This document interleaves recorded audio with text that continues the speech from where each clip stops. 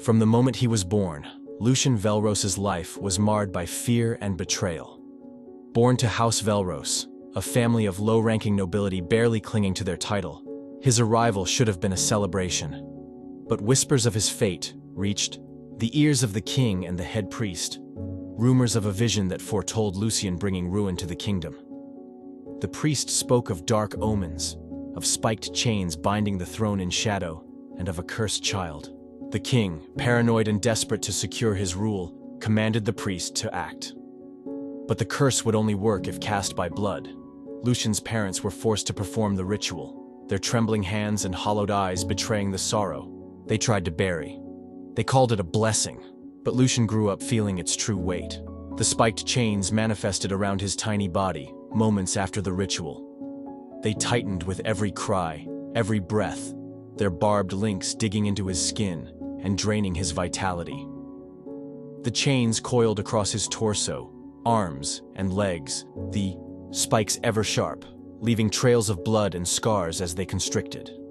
As he grew, the chains became both a physical and metaphorical prison.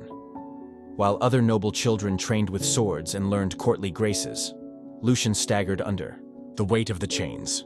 His siblings, 2 brothers and a sister, found joy in his misery.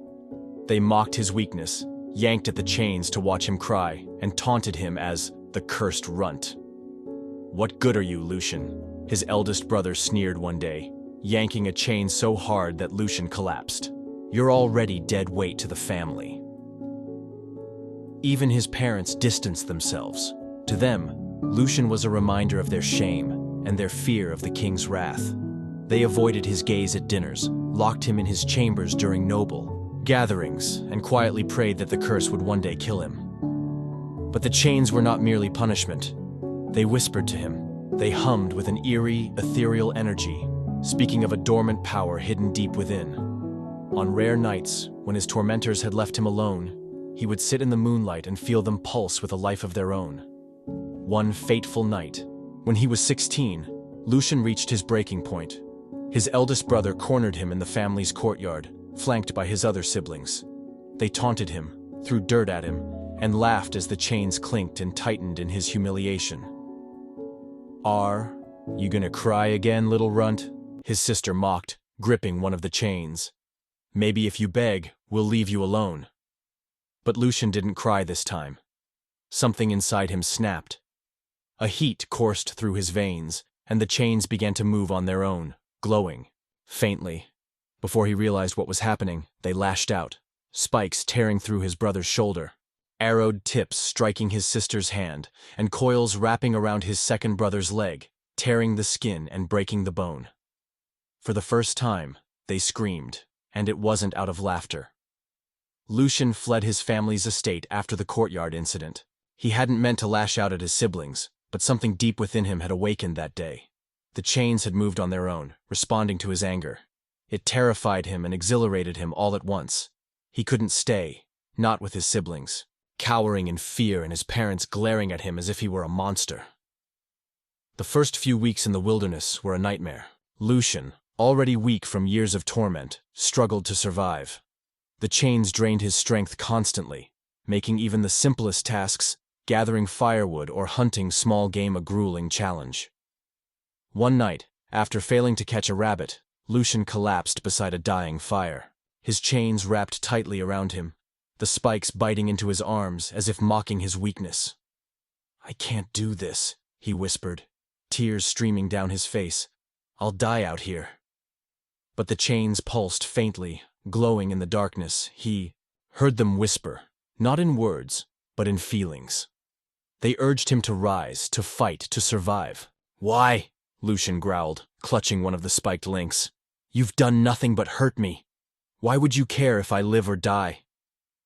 The chains answered with a sharp pulse, filling him with a surge of energy. Lucian's eyes widened as he felt his limbs grow stronger, even if only for a moment. He realized then that the chains fed on his emotions, his anger, his pain, his resolve. Over the next year, Lucian learned to master his curse. He pushed his body to its limits, using the chains as both a burden and a tool. He trained relentlessly, swinging the chains like whips and learning to control their movements. When he failed, the chains punished him, their spikes biting into his flesh. But when he succeeded, they moved with deadly precision, striking out like living serpents. He hunted with the chains, using their barbed tips to snare prey. He climbed cliffs by embedding the spikes into the rock. Every scar on his body told a story of survival, of a boy who refused to die. On cold, lonely nights, Lucian often whispered to the chains. "Are you alive?" he asked one evening, staring at their faint glow in the moonlight. "Do you hate me? Or are we the same?" The chains didn't answer, but their warmth against his skin was strangely comforting. At 17, Lucian returned to the kingdom, not as the frail, cursed boy who had fled, but as something else entirely. His body was lean and hardened, his movements sharp and deliberate. The chains no longer dragged him down. They coiled around him like extensions of his own will, spikes glinting in the dim light. He entered a village on the outskirts of the capital, his cloak hiding his scarred form. As he walked through the streets, whispers followed him. "Who is that?" a merchant murmured to his neighbor. "A traveler, perhaps. But those chains..." Lucian ignored them, his focus set on one goal, the head priest. He had heard rumors that the priest still served the king, his influence as strong as ever.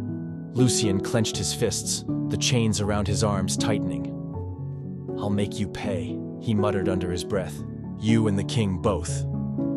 That night, Lucian confronted a group of thugs in an alley, hoping to test his newfound strength. But the fight didn't go as planned. The thugs overwhelmed him, their numbers and brute force overpowering his inexperience. "You think those chains make you strong, boy?" one of them sneered, kicking him to the ground. "You've got a long way to go." As Lucian lay in the dirt, blood dripping from his mouth, he realized they were right. He wasn't ready, not yet. But he would be. "I'll return," Lucian whispered to himself, gripping the chains as they pulsed with faint light. "And when I do, they'll all regret what they've done to me." Lucian groaned as he stirred, his body aching from the earlier beating.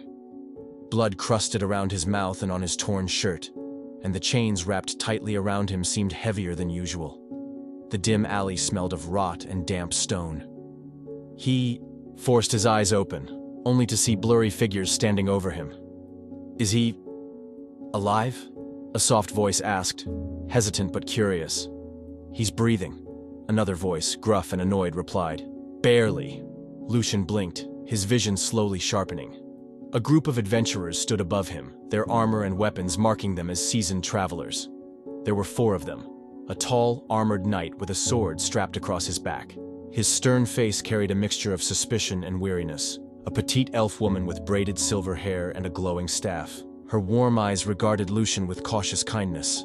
A muscular, bald man wielding twin axes, his face marred with scars and his demeanor radiating impatience. A cheerful rogue with dark, messy hair and a mischievous grin, flipping a dagger between his fingers. "Who beats a guy and just leaves him in the gutter?" the rogue said, shaking his head. "You okay down there, buddy?" Lucian glared at them, pushing himself up with trembling arms. "What do you want?" His voice was hoarse, and his body screamed in protest. "You don't exactly look like you're in a position to be asking questions," the knight retorted, crossing his arms. "What are you doing lying unconscious in an alley? A thief, perhaps?" The elf knelt beside Lucian, ignoring the knight's tone. "You're hurt. Let me help you." Her staff glowed faintly as she reached for him, but Lucian jerked away. "Don't touch me," he snapped, his chains rattling as they slithered around his arms. The adventurers froze, their eyes widening as they noticed the chains for the first time. Is that normal?" the rogue asked, pointing to the spiked chains that seemed to move of their own accord. "No," the knight said, his hand instinctively moving to his sword. "It isn't." Lucian rose to his feet unsteadily, the chains tightening protectively around him. "I don't need your help," he growled. "Leave me alone." The scarred man with the axes laughed, his voice booming in the narrow alley.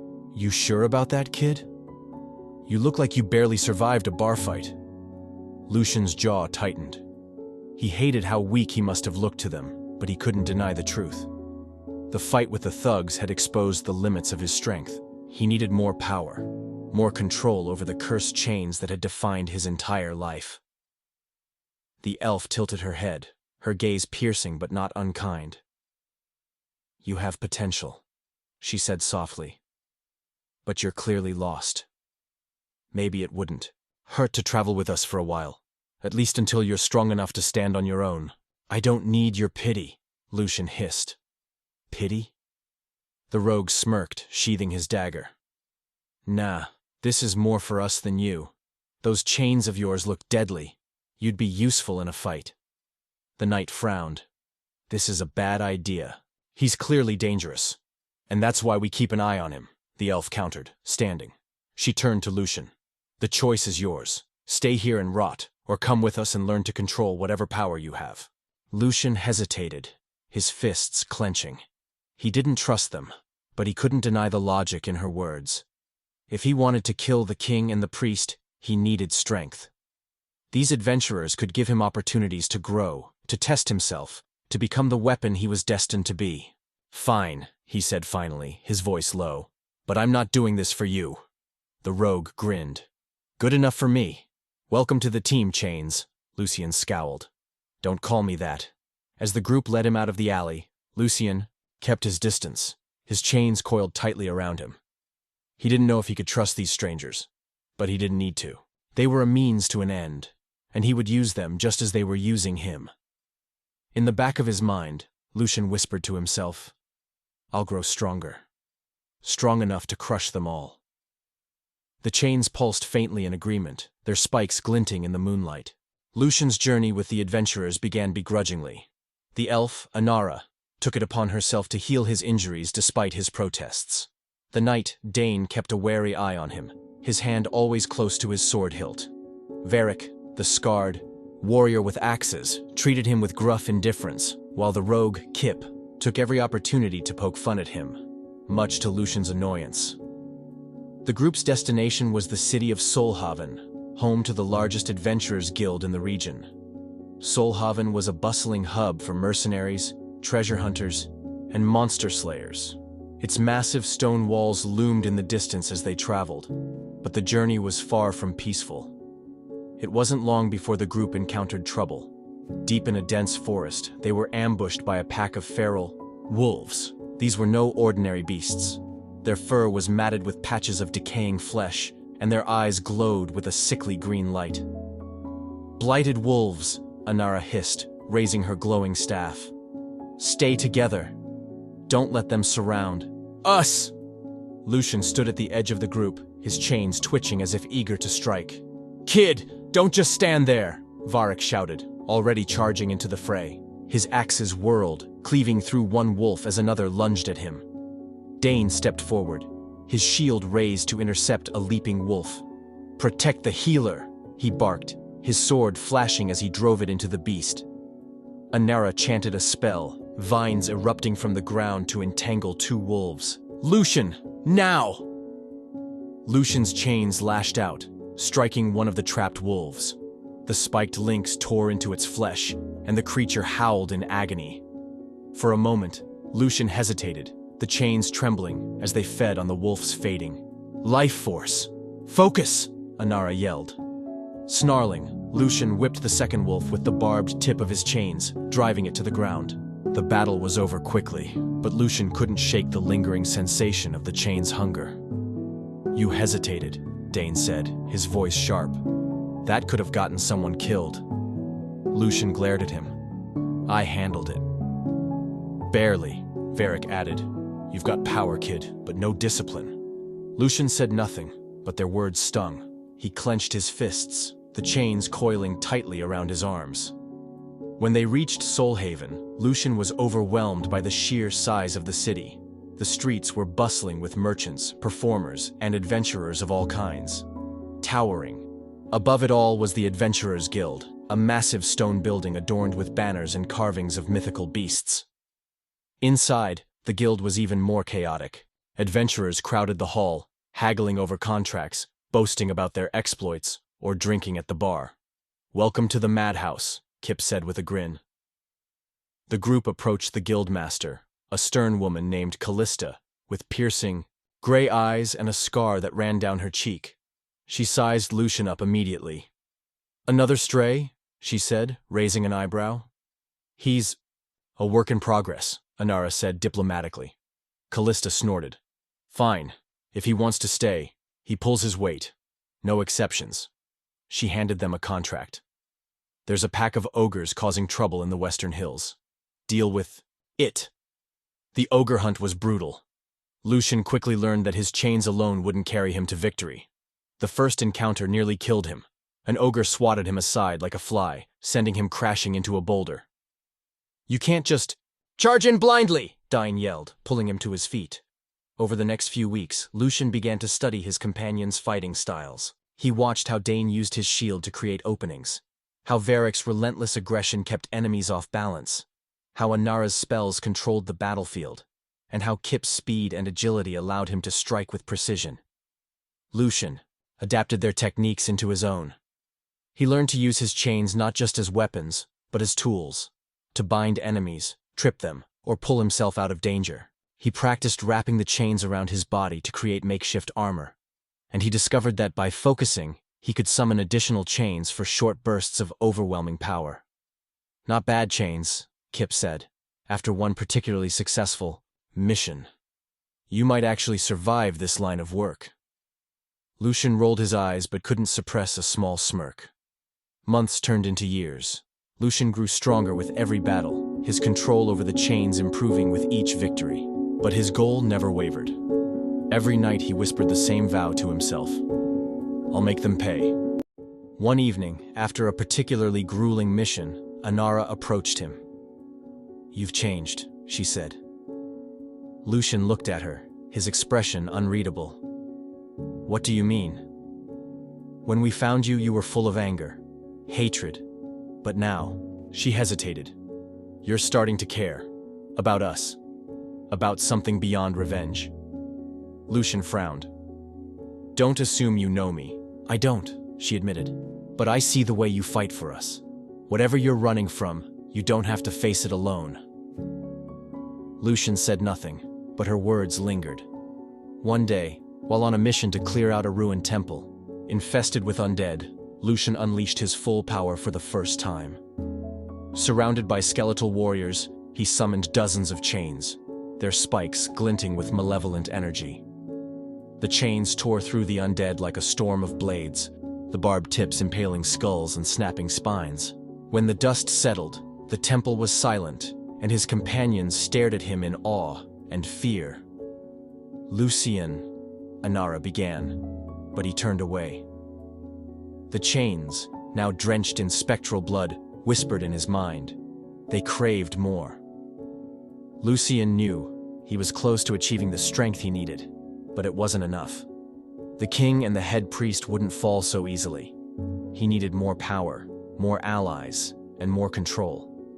Lucian had never intended to stay with the adventurers for long. To him, they were a means to an end. Stronger opponents, tougher battles, and the experience he needed to grow stronger. But as the days turned into weeks, and the weeks into months, he found himself relying on them more than he expected. Their camaraderie was foreign to him. Dine, the ever-vigilant knight, acted like the group's protector, often lecturing Lucian on tactics and discipline. Varric, the gruff, axe-wielding warrior, teased him constantly, but always had his back in a fight. Anara, the elf healer, was patient and kind, treating his wounds without judgment. And Kip, the mischievous rogue, never let a moment pass without cracking a joke, even in the middle of battle. "They're fools," Lucian often told himself, tightening the chains that wrapped around his arms. But somewhere deep inside, he began to care. As the group raided dungeons, cleared out monster lairs, and took on guild contracts, Lucian's control over his chains grew. At first, they were little more than an extension of his rage, wild, unpredictable, and difficult to control. But with each battle, Lucian discovered new ways to wield them. Lucian learned to use the chains to immobilize enemies. By lashing out and coiling the spiked links around a foe's limbs, he could pin them in place or crush them with sheer force. The chains moved as though alive, reacting to his thoughts and emotions. When his anger surged, the chains struck harder, their spikes tearing into flesh and armor alike.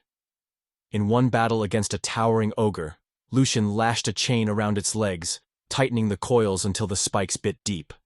The creature roared, in pain, collapsing as Lucian yanked it off its feet. The party finished it off before it could rise again. At first, Lucian could only manifest a few chains at a time, 2, maybe 3, but as his connection to the curse deepened, he learned to summon more. During a dungeon raid, the group was overwhelmed by a swarm of giant spiders. Cornered and desperate, Lucian closed his eyes, focusing all his willpower.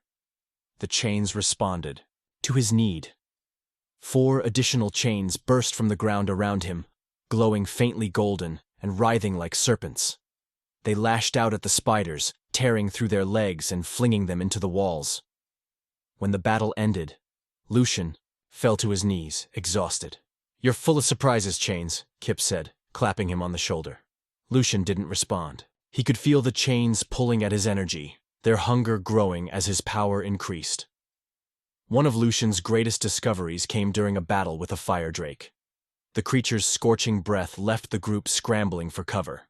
As the drake unleashed another inferno, Lucian instinctively willed the chains to protect him. They coiled tightly around his torso, forming a spiked, glowing armor that absorbed the brunt of the flames. When the fire subsided, Lucian emerged unscathed, his chain armor glowing faintly with heat. The spikes bristled like thorns, making it impossible for the drake to land a direct hit without injuring itself. "That's new," Inara said, her voice tinged with awe. Lucian nodded silently, his mind racing. The chains weren't just weapons, they were a shield, a second skin. After months of contracts and battles, the group accepted a quest to clear out a notoriously dangerous dungeon, known as the Dungeon of Torments. It was said to be cursed, filled with traps, undead horrors, and a monstrous guardian deep within its depths. The dungeon pushed them to their limits. Traps nearly claimed Kip's life twice, and Inara's healing magic was constantly taxed. The undead were relentless, their glowing eyes and clawed hands a constant threat. Lucian fought harder than ever, summoning multiple chains to strike at the swarming enemies.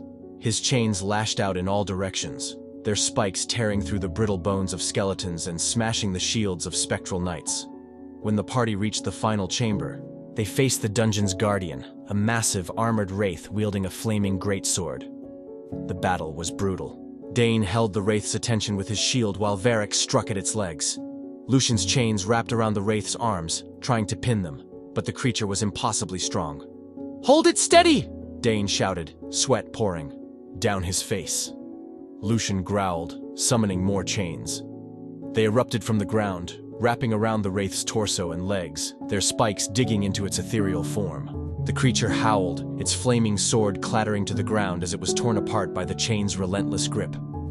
When the wraith finally fell, the party collapsed, exhausted but victorious. As they exited the dungeon, the group's spirits were high despite their fatigue. But their relief was short-lived. Emerging into the forest, they found themselves surrounded by another group of adventurers. Mercenaries with cruel smiles and bloodied weapons. "Well, well," their leader sneered, a towering man with a scar running down his face. "Looks like you've been busy. Hand over whatever you found in the dungeon, and we might let you live." Dane stepped forward, raising his shield. "You'll get nothing from us." "Wrong answer," the mercenary growled, drawing his sword. The battle that followed was chaos. The mercenaries were skilled and ruthless, using their numbers and terrain to their advantage. Dane and Varric held the front line, while Kip darted between enemies, landing precise strikes. Inara kept the group alive with her healing magic, but her energy was running low. Lucian fought with everything he had, summoning chains to strike at the mercenaries. But the leader was a powerful mage, countering Lucian's attacks with fireballs that seared the air. "You're strong, boy," the mage said, deflecting another chain. "But you're reckless." Lucian's vision blurred as rage overtook him. The chains pulsed with energy, their spikes glowing brighter. He summoned every ounce of his will, and for the first time, the chains multiplied beyond his control. Dozens of chains erupted from the ground, wrapping around the mercenaries and tearing through their defenses. The spikes glinted like deadly thorns, and the barbed tips pierced armor and flesh with ease. The mage screamed as a chain coiled around his throat, lifting him into the air. Lucian stepped forward, his voice cold and steady. "You made a mistake," he said, tightening the chains. When the battle ended, the mercenaries lay defeated, their leader unconscious at Lucian's feet. His companions stared at him, their expressions a mixture of awe and unease. "Lucian," Anera began, but he cut her off. "I'm fine," he said, though his trembling hands betrayed him. The chains uncoiled, their glow fading as they wrapped around his arms.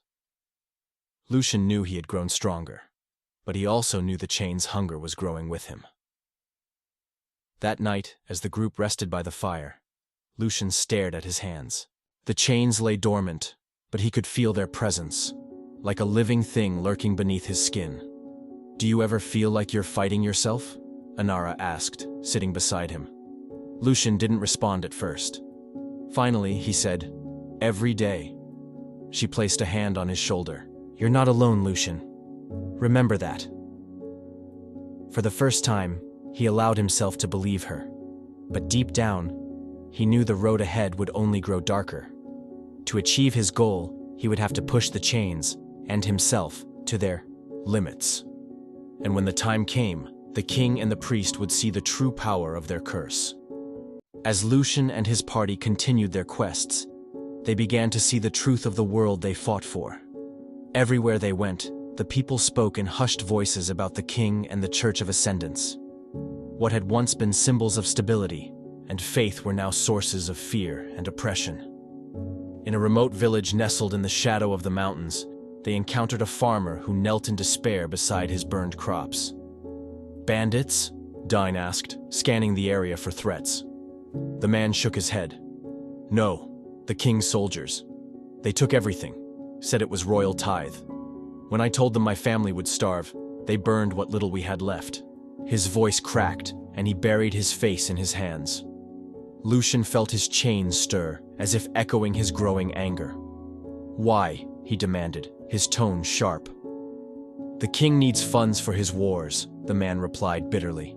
"And the church said it's the will of the gods. They say we should be grateful to serve the crown." Anera knelt beside the man, placing a gentle hand on his shoulder. "This isn't right," she murmured. "The gods wouldn't condone this." "They don't care," the man spat. "The church doesn't care about us. They just want power." The party encountered similar stories in every village and town they passed through. Families torn apart by high taxes, farmers conscripted into the king's armies, and priests demanding gold for blessings that never came. The people's hatred for the king and the church was palpable, simmering just beneath the surface. At night, around their campfire, the group often debated what they had seen. "This kingdom is rotting from the inside," Varric said one evening, sharpening his axes. "The king's greed and the church's lies are destroying it." Dane frowned. "Be careful what you say. If the wrong ears hear that—" "What?" Varric interrupted. "We'll end up like those farmers? Starving and broken. No one should live like that." Lucian remained silent, staring into the flames. He had always hated the king and the priest who cursed him, but now he began to see the bigger picture. Their corruption had spread like a disease, poisoning the entire kingdom. "They'll fall," Lucian muttered. His chains coiled tightly, around his arms, glowing faintly. "One way or another." Anera glanced at him, concern in her eyes. "Revenge won't fix this, Lucian." "It's not just revenge anymore," he replied. "It's justice." Their next contract was to clear out a fortress that had been overtaken by a group of bloodthirsty mercenaries. The guild had warned them that the mission would be dangerous, but the party had grown confident in their abilities. Perhaps too confident. The fortress was a crumbling relic of an ancient war, its stone walls covered in moss and vines. The mercenaries inside were brutal and well-organized, and the battle quickly turned chaotic. Dain held the front line, his shield absorbing blow after blow as Varric fought beside him, his axes tearing through the enemy ranks. Kip darted between, the shadows striking with precision while Inara stood at the rear, casting spells to heal their wounds and protect them. Lucian unleashed his chains, which twisted and lashed through the air like living weapons. He wrapped them around enemies, crushing their limbs or hurling them into walls. The spikes tore through armor and flesh with ease, and the glowing arrowhead tips pierced even the strongest defenses. But the mercenary leader, a hulking brute clad in dark steel, turned the tide. Wielding a massive warhammer, he shattered Dane's shield with a single blow, sending the knight sprawling. "Dane!" Inara cried, rushing to his aid. She raised her staff, casting a protective barrier around him, just as the warhammer came crashing down. The barrier held, for a moment. Then it shattered, and the hammer struck Inara in the chest. "Inara!" Kip screamed, his voice filled with panic. Lucian froze as she crumpled to the ground, her staff falling from her hands. The chains recoiled, as if sensing his shock. For the first time in years, Lucian felt helpless. "No," he whispered, running to her side. Blood seeped from her wounds, staining her silver robes. "Lucian," she murmured, her voice weak. "It's okay." "No, it's not," he growled. His chains writhed in fury, their spikes glinting in the dim light. "I'll kill them all." Before anyone could stop him, Lucian unleashed everything. Chains erupted from the ground, more than he had ever summoned before. They lashed out in all directions, tearing through stone and flesh alike. The mercenaries screamed as the chains coiled around them, crushing bones and ripping limbs. The leader fell last, his warhammer clattering to the floor as the chains dragged him into the darkness. When it was over, the fortress was silent. Lucian stood in the center of the carnage, his chains dripping with blood. His companions stared at him, their faces pale with shock and horror. But Lucian didn't care. He knelt beside Inara, cradling her lifeless body. "You promised," he whispered, his voice breaking. "You said I wasn't alone." The group left the fortress in silence, Inara's body wrapped in her cloak. They buried her beneath an ancient oak tree, her staff placed as a marker. "She held us together," Kip said quietly, his usual humor gone. "Without her, we're finished," Varric said bluntly, turning away. "I'm done." Dane clenched his fists. "We can't fall apart now. She wouldn't want that." "She's not here," Varric shouted, "and neither am I."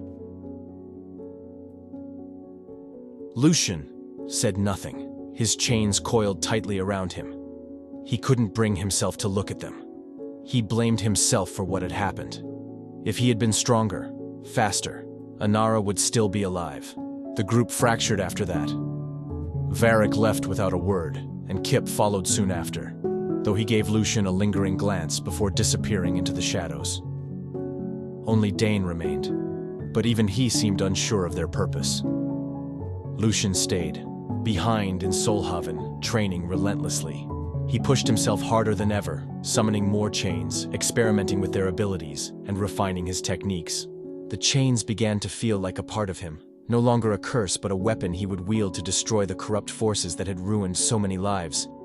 Inara's words echoed in his mind. "Revenge won't fix this."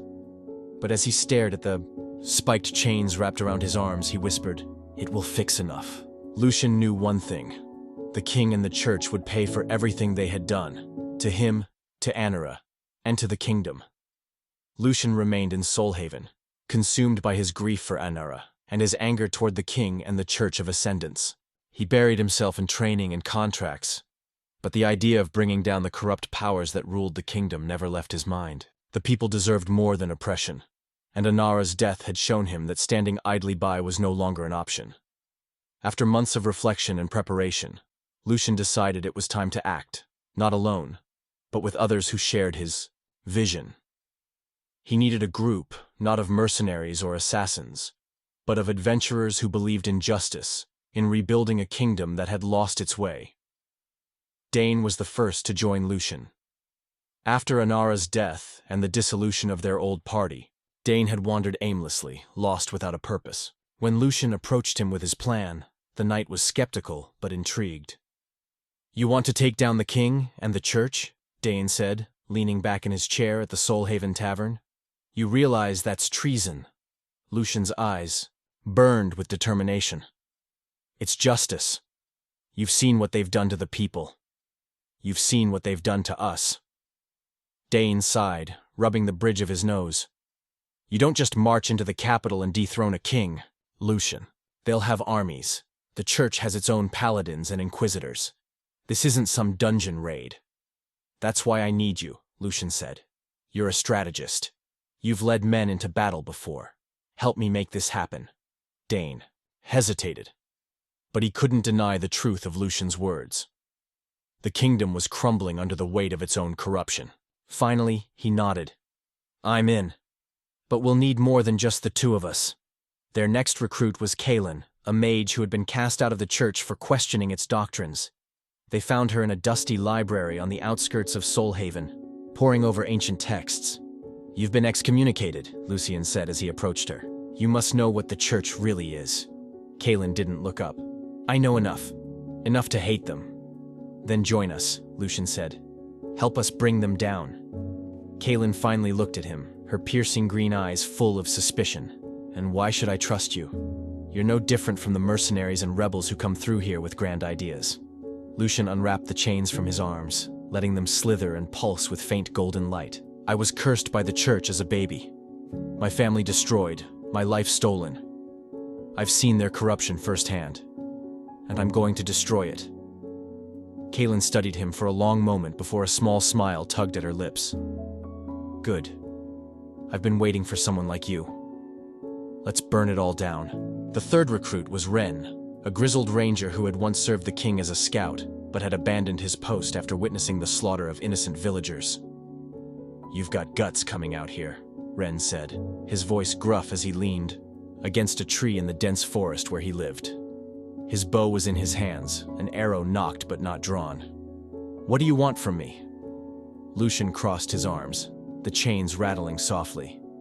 You abandoned the king because you saw what he really is. I'm giving you a chance to make it right. Ren's lips twisted into a bitter smile. Make it right? The king's got an army, and the church has magic we can't even comprehend. You're playing a fool's game. It's only foolish if you're alone, Lucian said. With us, you'll have a chance to fight back. Ren stared at him for a long moment before sighing. Fine, but if this goes south, don't expect me to save you. Lyra was a former church paladin who had defected after learning the truth about the church's lies. She was fierce, deadly, and driven by her own guilt for the atrocities she had committed in the name of faith. You're wasting your time, Lyra said, when Lucian found her in a dingy tavern. She was nursing a drink, her once pristine armor tarnished and battered. The church can't be stopped. They can, Lucian insisted. You've seen their weaknesses. You know their tactics. Help us, and we can take them down. Lyra stared into her mug, her jaw tight. You don't know what you're asking. The church's inquisitors are monsters. The king's spies are everywhere. They'll kill you before you get close. Lucian stepped closer, his voice low and intense. Then let them try. For a moment, Lyra said nothing. Then she stood, grabbing her sword. If I'm going to die, I'd rather do it fighting, for something that matters. With his team assembled, Lucian began planning their assault on the king and the church. They worked in secret, using abandoned ruins and hidden caves as their base of operations. Each member of the group brought something unique to the table. Dane drew up battle plans and trained the group in combat formations. Kaelin researched forbidden magic, finding ways to counter the church's divine spells. Ren scouted enemy positions, mapping out the routes they would need to infiltrate the capital. Lyra shared everything she knew about the church's paladins and inquisitors, identifying their strengths and weaknesses. Lucian, meanwhile, honed his abilities with the chains. He learned to summon multiple chains at once, using them to create barriers, disarm enemies, and even form weapons. He also refined his chain armor, creating a spiked, glowing suit that made him nearly untouchable in close combat. One night, as the group sat around a campfire, Dane voiced his concerns. We're walking into a war. he said, his tone grim. "The king's soldiers, the church's inquisitors, this isn't just about us anymore. Innocent people could get caught in the crossfire." Lucian's expression darkened. "Innocent people are already suffering. Every day we wait, more of them die." "And if we fail?" Kaelin asked, her voice sharp. "If we're caught, they'll use us as an example. The rebellion will die before it starts." "We won't fail," Lucian said firmly. "We can't." Lyra leaned forward, her eyes hard.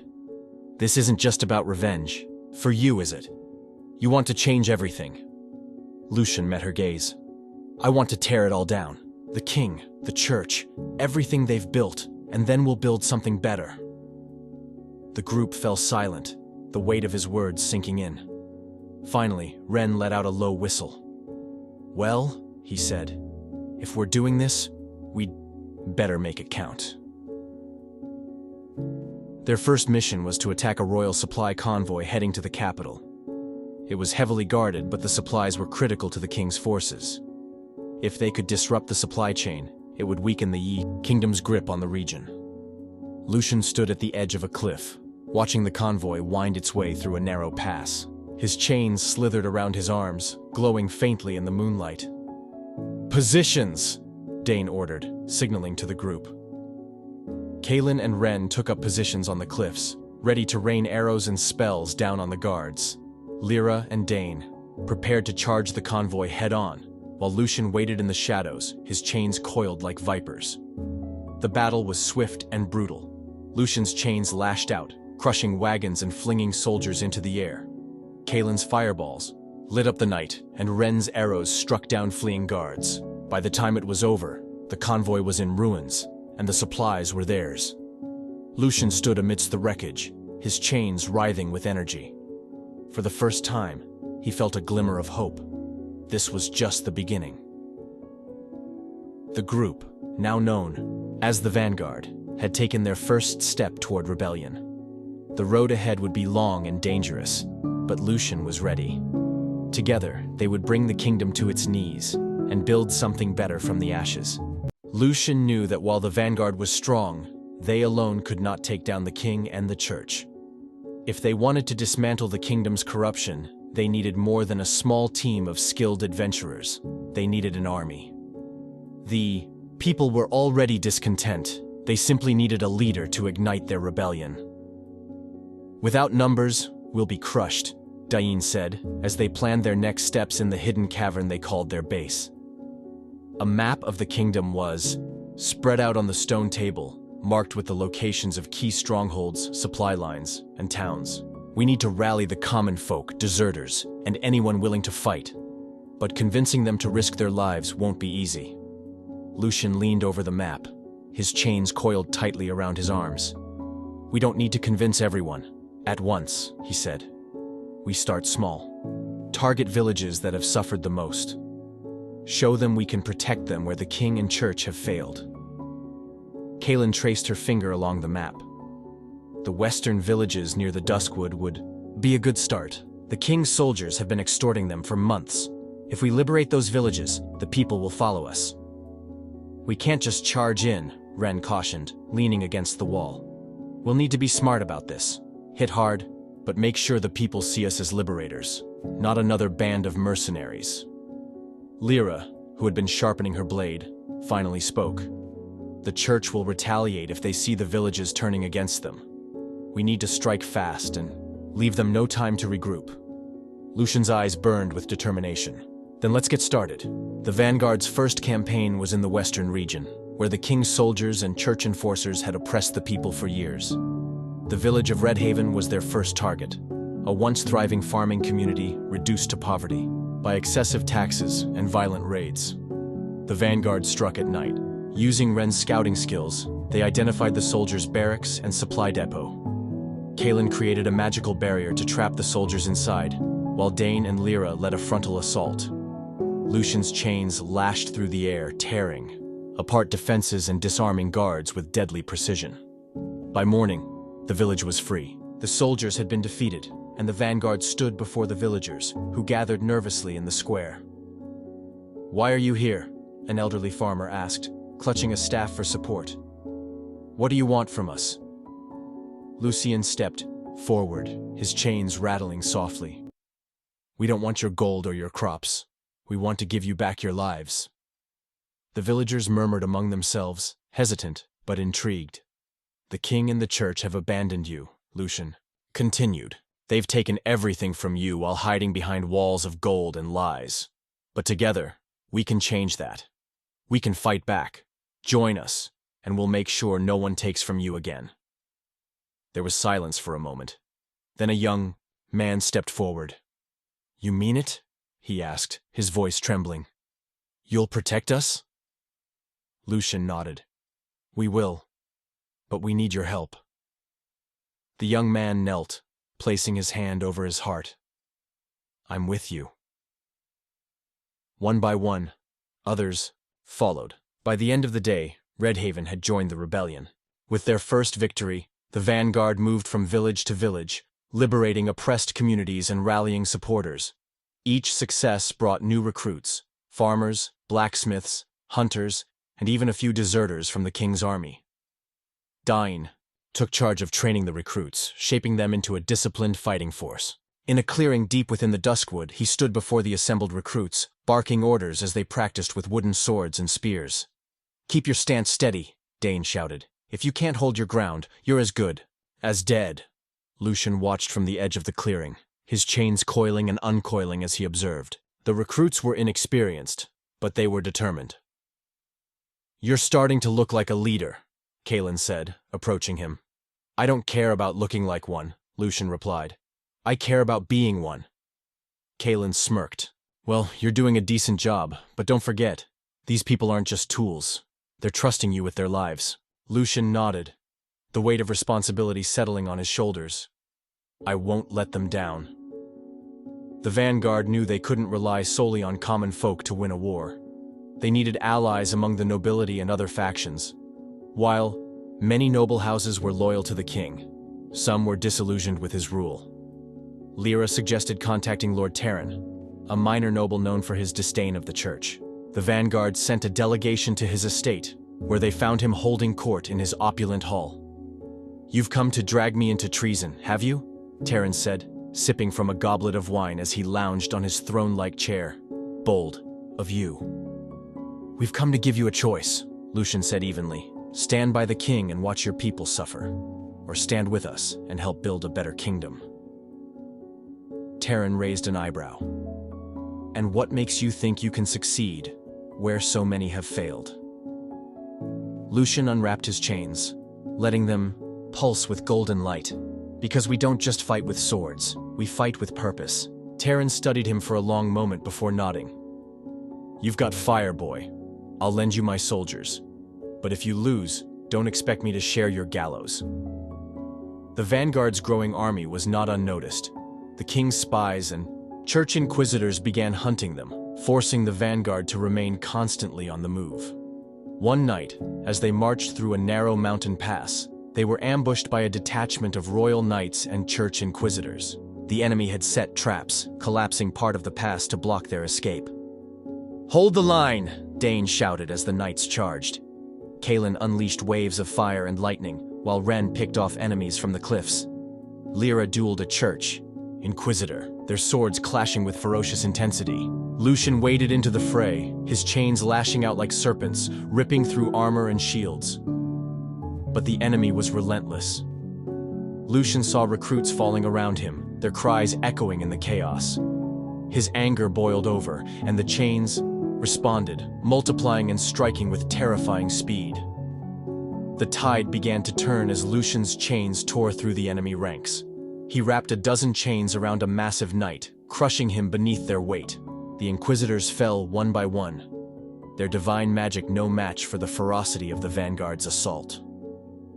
When the battle ended, the pass was silent, save for the groans of the wounded. Lucian stood amidst the carnage, his chains dripping with blood. He looked at his recruits, bloodied but alive, and felt a surge of pride.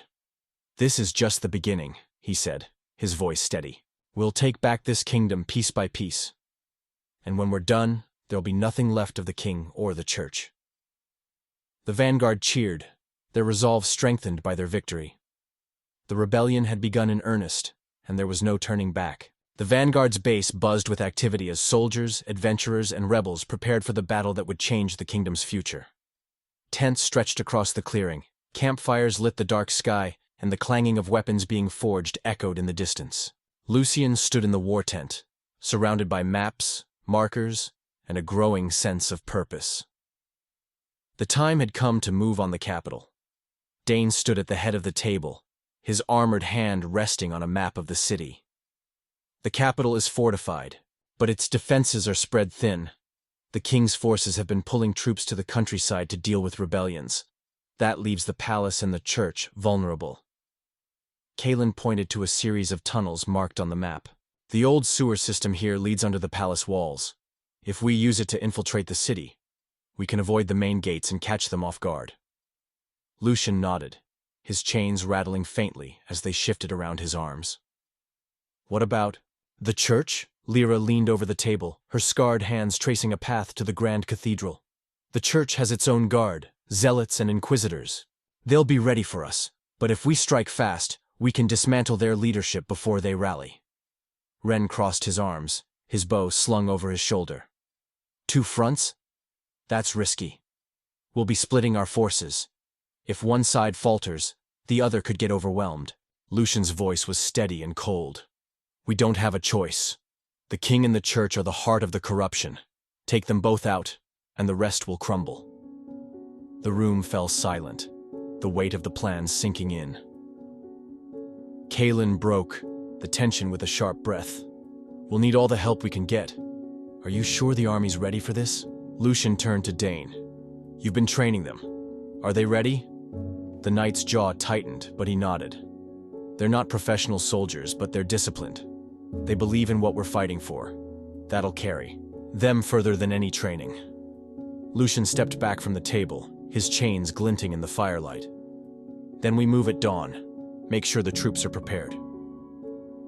The following morning, the vanguard's forces gathered in the clearing. Hundreds of rebels stood shoulder to shoulder. Farmers wielding spears, blacksmiths with hammers, former soldiers in mismatched armor. The air was thick with tension, but also determination. Lucian stepped onto a raised platform, his chains coiled tightly around his arms. He looked out at the crowd, his voice steady and commanding. For years, this kingdom has been ruled by greed and fear. The king and the church have stolen from you, oppressed you, and left you to suffer while they hide behind their walls. Today, that ends. A murmur rippled through the crowd, and Lucian continued. We fight for more than revenge. We fight for a kingdom where your children won't starve, where no one will bow to false gods or corrupt kings.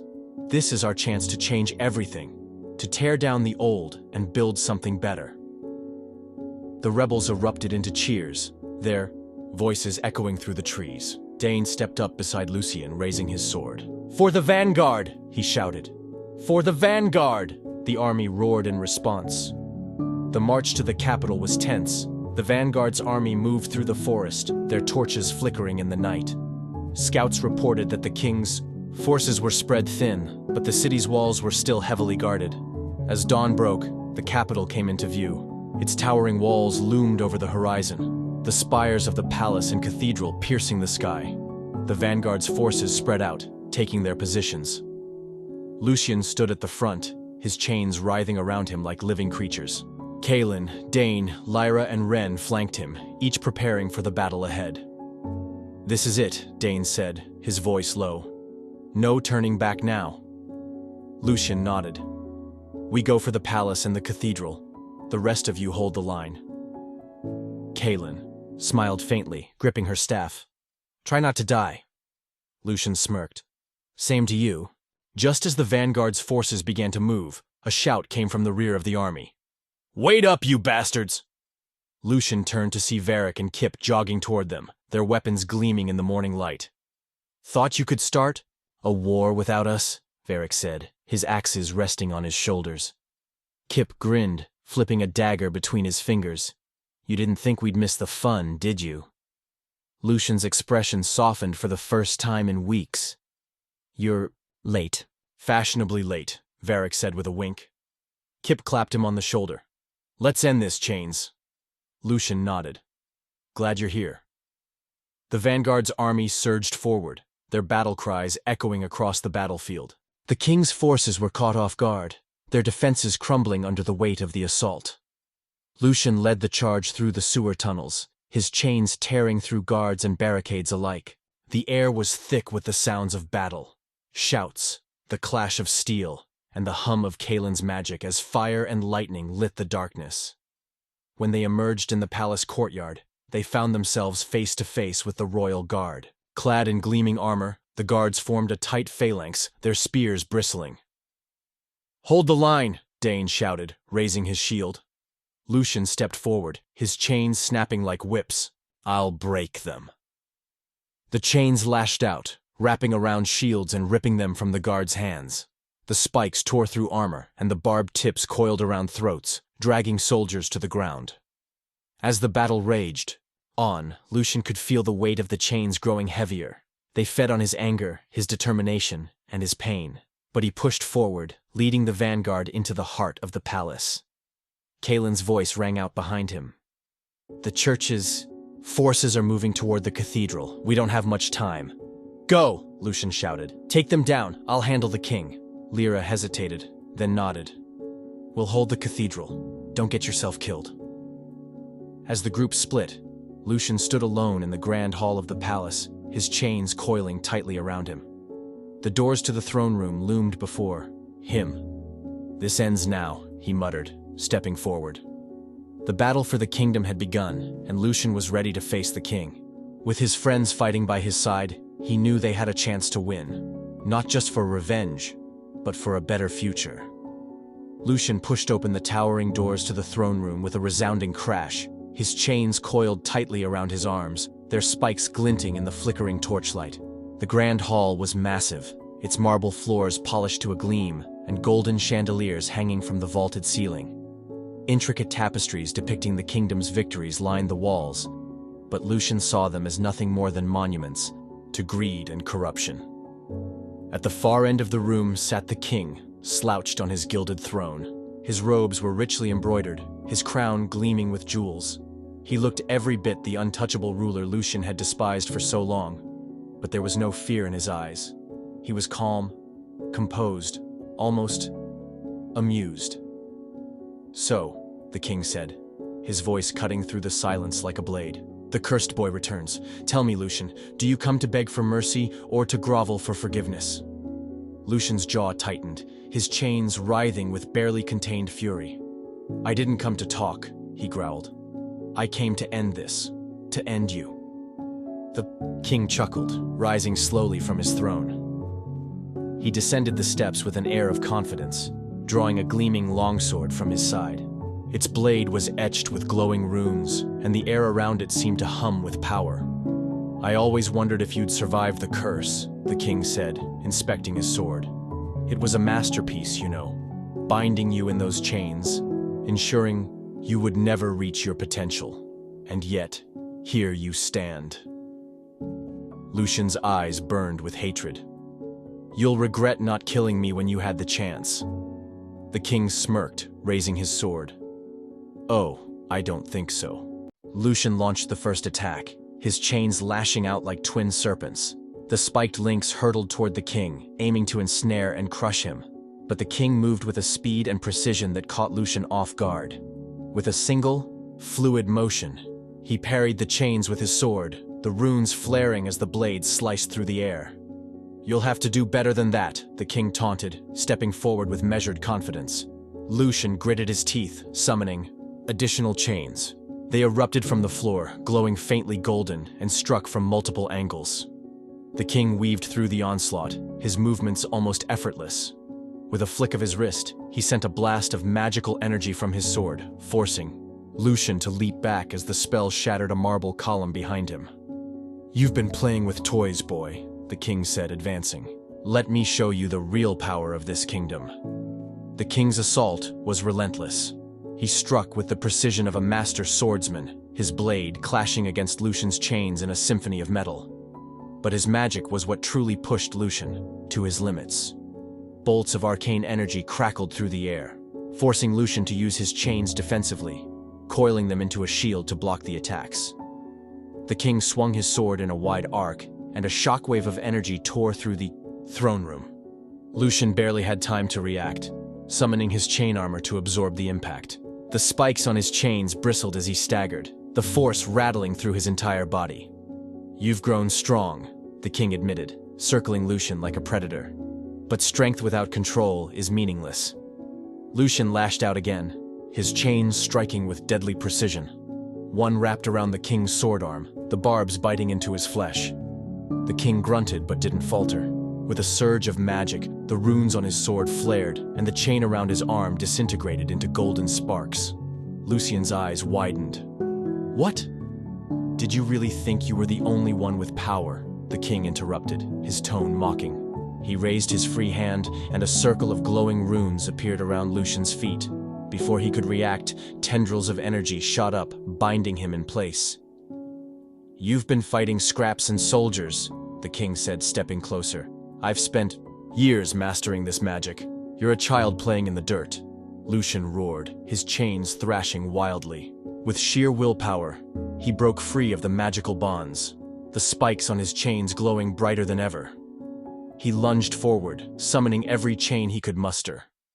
The throne room became a battlefield of twisting metal and flashing light as the chains struck in a relentless barrage. The king was forced to retreat, his sword flashing as he parried and dodged the onslaught. For the first time, his calm demeanor faltered. Lucian pressed the attack, his chains moving faster and striking harder. They coiled around pillars, ripping them down to block the king's movements. The air was filled with the sound of shattering stone and clashing steel. But the king wasn't done. With a roar, he plunged his sword into the ground. A wave of magical energy exploded outward, sending Lucian flying. He slammed into the wall, his chain armor absorbing most of the impact but leaving him winded. "You're persistent, I'll give you that," the king said, breathing heavily. His robes were torn, his once gleaming crown crooked on his head. "But you're still just a child with a grudge." Lucian staggered to his feet, blood dripping from a cut on his forehead. His chains coiled around him protectively, their glow dim, but steady. "And you're just a tyrant hiding behind power you don't deserve." The king's eyes narrowed. "Then come and take it." The final clash was nothing short of brutal. Lucian summoned every chain he had, the room becoming a storm of metal and magic. The spikes tore through stone and steel, the barbed tips seeking the king's flesh. But the king's swordsmanship and magic kept him in the fight, his blade cutting through chains with precision, and his spells keeping Lucian on the defensive. Lucian's breaths came in ragged gasps as the battle wore on. His chains grew heavier, their energy draining him. But he refused to stop. And he remembered Inara's face, the pain of her loss. He remembered the villagers who had suffered under the king's rule, the friends who had risked everything to stand by him. "This ends now!" Lucian roared, summoning one final massive chain. It erupted from the ground, its barbed links glowing with golden light.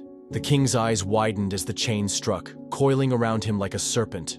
"No!" the king bellowed, slashing at the chain with his sword. But this time, the magic wasn't enough. The chain tightened, its spikes digging into his armor and flesh. Lucian stepped forward, his eyes blazing. "Your reign is over." With a final surge of strength, he willed the chain to pierce the king's chest. The king let out a guttural cry. His sword fell from his hand, clattering to the floor. The room fell silent as the king slumped to his knees, the golden glow of his magic fading. Lucian stood over him, his chains coiled tightly around his arms. "For Inara," Lucian whispered. Then, with one last command, the chain struck, removing the king's head, ending his life. Lucian stood in the ruins of the throne room, his chains slowly retracting. The weight of the battle settled over him, but he didn't falter. He turned to the shattered doors, where the sounds of battle still echoed from outside. The fight wasn't over. Not yet. The church still stood, and the people still needed their freedom. Lucian clenched his fists, the chains rattling softly. "This is just the beginning," he muttered, stepping forward. As Lucian faced the king in the throne room, The rest of the vanguard stormed the grand cathedral. The massive structure loomed like a fortress, its stained glass windows glowing faintly in the moonlight. Inside, the air was heavy with incense and the oppressive aura of divine magic.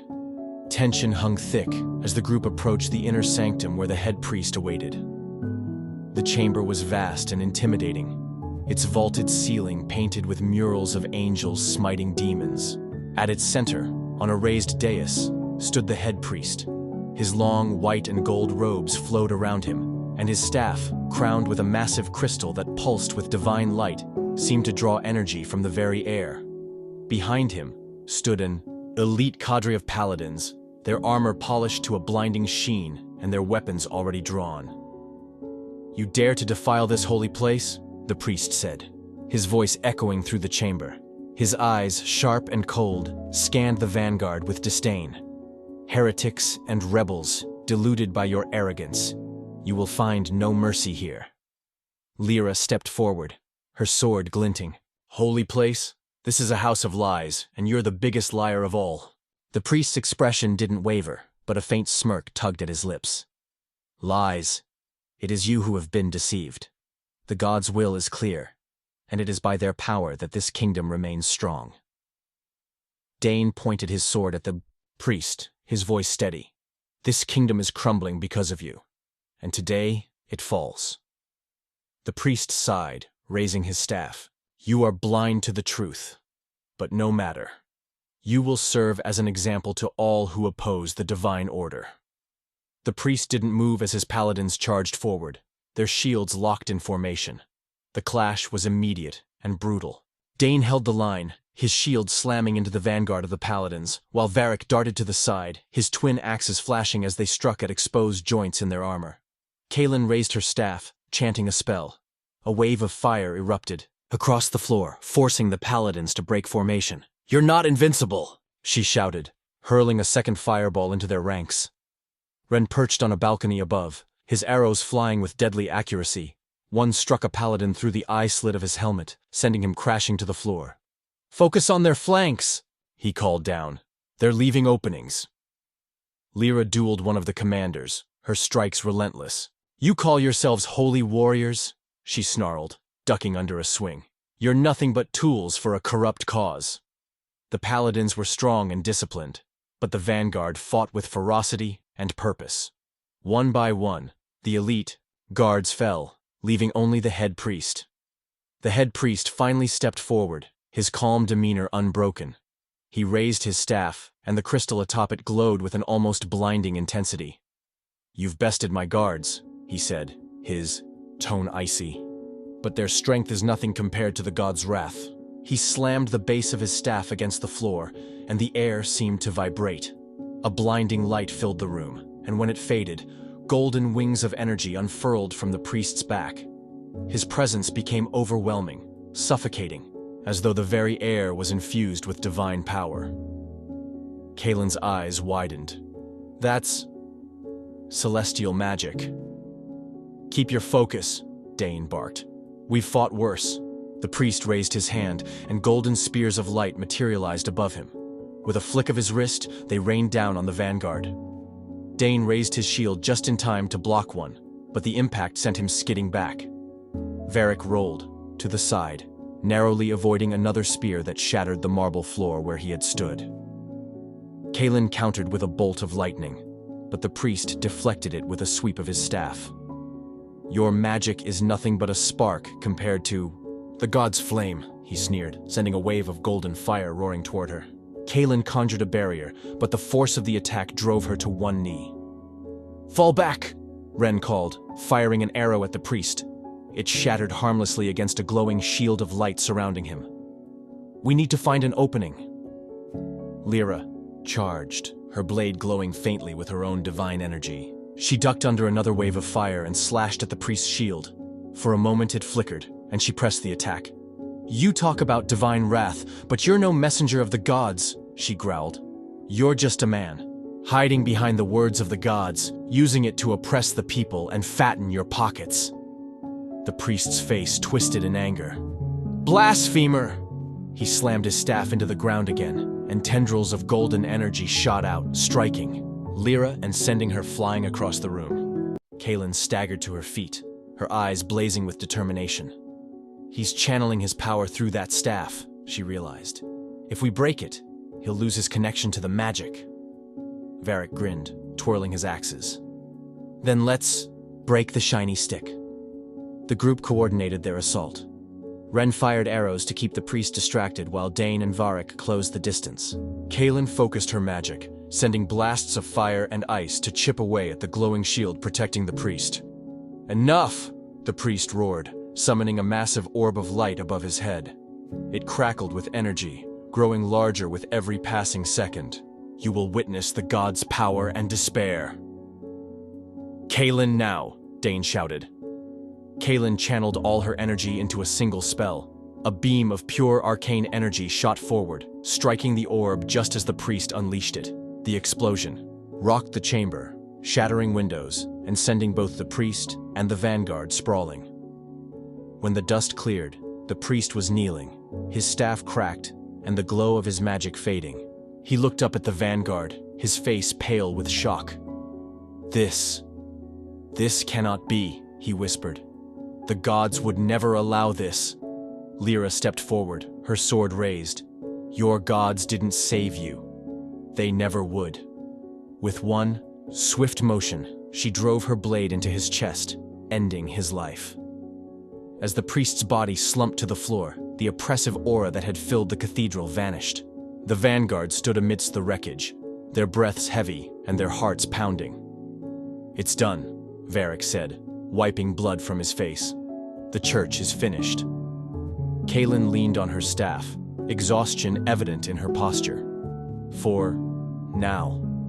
But we need to regroup with Lucian. The king's still standing. Dane nodded, his jaw set. Let's move.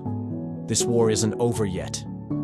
Together, the vanguard left the shattered sanctum, ready to reunite with Lucian and face the final battle. The throne room of the palace was quiet, save for the faint crackling of fires in the distance. The scent of blood, sweat, and ash lingered in the air. Lucian stood at the center of the room, his chains hanging loosely from his arms, their spikes dulled and no longer glowing. The king's lifeless body lay crumpled at the foot of the dais, his once gleaming crown resting in a pool of blood. Lucian's chest rose and fell with each labored breath as the enormity of what had just happened settled over him. He had done it. The king was dead. The man who had cursed him, who had tormented the kingdom with greed and cruelty, was gone. The sound of hurried footsteps echoed through the throne room. Lucian turned to see the vanguard entering, their faces weary but victorious. Dine, his shield battered and splattered with blood, led the group. Behind him, Kaelin, Varric, Ren, Lyra, and Kip entered, their expressions grim but triumphant. It's done, Dane said, his voice firm. The head priest is dead. The church's forces have either fled or surrendered. Lucian nodded, his voice low but steady. And the king is dead. The kingdom is ours. The following day, the vanguard stood before the gathered crowds in the capital's main square. Word of the king's death and the fall of the church had spread quickly, and people from all walks of life had flooded into the city. Farmers, merchants, former soldiers, and commoners alike packed the square, their faces filled with a mixture of hope and uncertainty. Lucian stepped forward, flanked by the vanguard. He wore no crown or royal garb, only his battered armor and the chains that had been both his curse and his strength. His voice carried over the crowd, steady and commanding.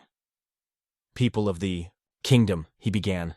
The tyrants who have ruled over us, the king and the church, are no more. Their greed, their lies, and their oppression have ended. A murmur ran through the crowd, but Lucian raised his hand to quiet them.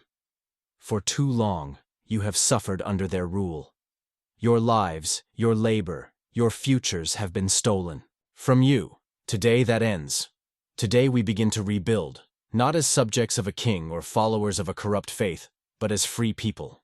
Kaelin stepped forward, her staff glowing faintly. The church, as an institution, is abolished. No longer will it hold power over your lives. Faith is yours to keep, or not, as you see fit. No one will control you with promises of salvation or threats of damnation." Lyra added, her voice firm. "The nobility who supported the king's tyranny will face judgment. Their lands and wealth will be returned to the people." The crowd began to cheer, their hope turning to exhilaration. Lucian let the noise settle before he spoke again. "But this kingdom cannot stand without leadership," he said. "Someone must guide us, not as a ruler who takes, but as a leader who serves. Someone who will stand against corruption, protect the people, and ensure that no one ever suffers as we have again." The vanguard had discussed this moment before the battle. They had agreed that none of them would take the throne. They were warriors, not rulers, and Lucian especially wanted no part in leading a kingdom. His place was among the people, not above them. Instead, they had chosen someone who represented the ideals they had fought for, a man who had proven himself through his actions, not his lineage. Lucian gestured to the edge of the platform, where a tall, broad-shouldered man stepped forward. His name was Edric Thorne, a former blacksmith who had joined the rebellion early on. Edric had earned the respect of both the vanguard and the army for his humility, wisdom, and courage in battle. He had no noble blood, no claim to power, but he was a man of the people. "This is Edric Thorne," Lucian announced. "He fought beside us in the rebellion. He stood not for power, but for justice. He will serve as king, not to rule, but to guide. His loyalty is not to a throne or a crown, but to you, the people." Edric stepped forward, his expression solemn, but determined. He raised his hand to the crowd. "I am no king of blood or birth," he said, his deep voice carrying over the square. "I am a blacksmith, a father, and a fighter. I stand here because I believe in a kingdom where every voice matters, where no one lives in fear of their leaders. I swear to you, I will fight corruption with every breath in my body. I will protect you, and I will listen to you. Together, we will build a kingdom that stands for all of us." The crowd erupted into cheers, their voices ringing out across the city. For the first time in years, hope bloomed in the hearts of the people. As the crowd celebrated, Lucian stepped back, watching Edric address the people. The vanguard gathered, around him their expressions a mix of pride and exhaustion. "You did it, Chains," Kip said, nudging Lucian with his elbow. "We all did." Lucian shook his head. "This isn't about me. It's about them." He gestured to the crowd. "The people. This is their kingdom now." Kalen placed a hand on his shoulder. "You gave them a chance, Lucian. That's more than anyone else ever did." Dane nodded. "And you've given them something to believe in." Lucian looked down at the chains, coiled around his arms. They felt lighter than they had in years, as if the weight of his curse had finally lifted. "I didn't do this alone," he said quietly. "None of us did." As the sun rose over the capital, the kingdom stood on the brink of a new era. The nobility's grip had been broken, and the church's corruption had been uprooted. The people had a leader who would fight for them, not against them, and the vanguard, though battered and scarred, had fulfilled their purpose. Lucian stood atop the palace steps, watching as the crowd began to disperse, their cheers echoing through the streets. For the first time in his life, he felt a sense of peace. His vengeance was complete, but more importantly, the kingdom had a chance to heal. "What now?" Kalen asked, standing beside him. Lucian smiled faintly, his chains rattling softly as they coiled around his arms. "Now, we make sure they never forget what we fought for." The vanguard had won the war, but their fight for justice was far from over. Together, they would ensure that the kingdom never returned to the darkness from which it had emerged. Thank you for listening to Oak and Dagger Tales.